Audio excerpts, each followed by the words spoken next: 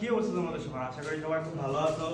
তো দীর্ঘদিন ম্যাচে না থাকার জন্য ম্যাচের রুমের অবস্থা ভাই খুব খারাপ অবস্থা, এখন সবাই দেখতে পারতেছো। এখন আমি আমার বন্ধু নামছি যে আজকে রুমটা পরিষ্কার করে একদম তারপর রুমের মধ্যে উঠবো। তো এর লেগে আপাতত আমাদের যেই খাটার টেবিল গুলো ছিল এইগুলো সব বাইরে ফেলছি। এখন পরবর্তীতে তোমাদেরকে দেখাবো কিভাবে পরিষ্কার করি, ঠিক আছে?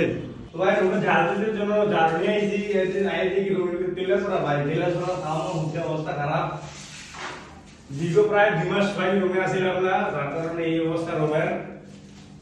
বাইরে সব বাচ্চারা ঝাড়ু দিতেছি ভাই, ঝাড়ু দেওয়া শেষ। এমন ময়লাগুলো সব একসাথে করছি কইরা মানে এগুলোকে ব্যাগে ঢুকে একটা বার কইরা তারপর তোমাদেরকে রুমের পরিষ্কার একটা লুক দেখাইতেছি, তারপরে এটা এখন মুছতে হইব, সবকিছু তোমাদেরকে দেখাইতেছি।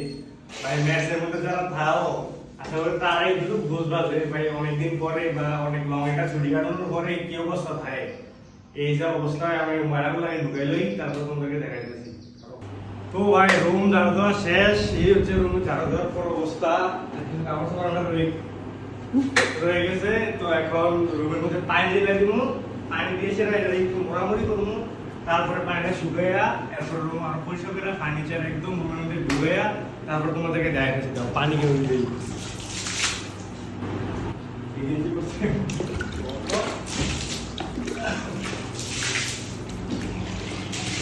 আচ্ছা আমার কাছে দেখ আসলে আবার লাগি না শুরু হচ্ছে হাতে আসবা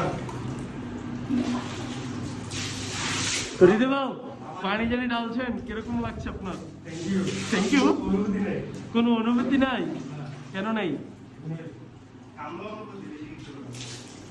দেখুন এখানে তেল পোকা সাঁতার কাটতেছে, আমরা তেল পোকাটাকে বাঁচানোর চেষ্টা কি করবো না থাক, এটা নিজে নিজে অনেক কষ্ট করে স্ট্রাগল করে সে তার সাফলতার মুখ দেখুক। হ্যাঁ বেটা মারিস না, যা।